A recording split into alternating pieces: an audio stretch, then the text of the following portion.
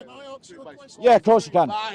And Big over up, the big last, Mike. big up. Over the last 3 weeks, I've noticed that a lot of heavyweight Muslims have been missing from the park. All right. Do you have any comments to make in regards to the fact that Edward Little was convicted earlier on this week on terrorism charges because he was making his way to Speaker's Corner? He was found with £5,000 in his person, and he was coming with the intention of killing Hatun Tash and others in the park. So he's been convicted of terrorism. What do you have to say? Yeah, I do. Okay, he's just going to change his battery. Action! Okay, so addressing the question about Edward Little.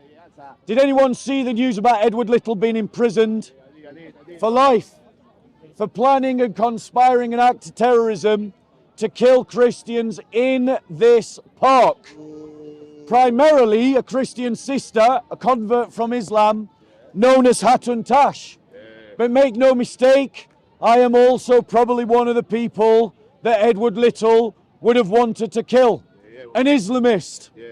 So here's my thoughts on that point. Firstly, I want to thank the police for saving my life and for saving the life of Hatun Tash. Right? However, we Christians need to recognize that the enemies of the church are not playing games. They are playing to win. And they're willing, in some cases, to kill to ensure that they win.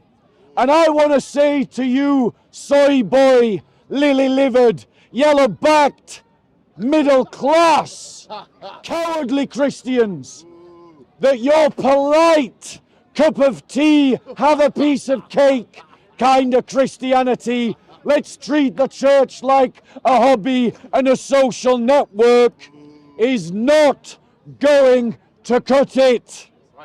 Our enemies are serious about winning. And it is time that we Christians became serious about winning.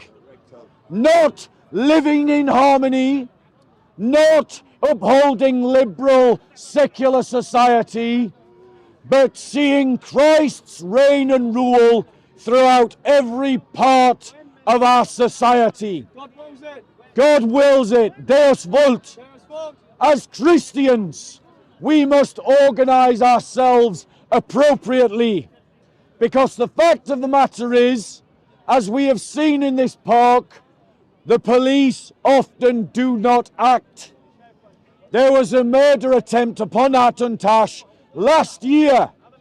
The person that did it wasn't even chased properly by the police, and the person that tried to murder Hatun Tash is still at large, and the liberal media covered up the terrorist attack in this park just last year. We cannot expect liberal society to deal with this issue because the liberal elites have used up the horizons of their ideology, and they have no ideological resources left to fall back upon to deal with the problem. Only a muscular Christianity will deal with the problem of the Islamist. And so the West must change course. Abandon liberalism, embrace a muscular Christianity that will not tolerate a liberal an Islamist ideology in our land. And let me give you an example of the police doing exactly that. Who knows who Shamsi is? Who knows who Siraj is? On Revelations 22, we have a video of Siraj and Shamsi, it would appear, inciting the murder of Hatun Tash. And you defend him for killing that. I'm doubting. Defend him what? I'm doubting. Wait, defending who? Mister, stop lying. Stop lying. Defending who? Insult to your mom, you punch him. When it comes to Prophet Muhammad, punch him. Maslaha, punch him. Coward. Go kill Hatun. Go kill Hatun. You coward. Coward. That video has been given to the Metropolitan Police. Has Siraj been arrested? Has Shamsi been arrested? No. Ladies and gentlemen, the reality is we have seen with the Palestinian protests that our police will not enforce the law against Islamists, which means that we need new political elites that are not frightened to deal with the Islamists in our country. Let's be clear. The United Kingdom and Western Europe does not need bitter, ungrateful, aggravating, aggressive Muslims.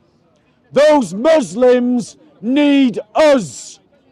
And we need a government that will be willing to kick them all out and deport them and deal with them legally unless they integrate.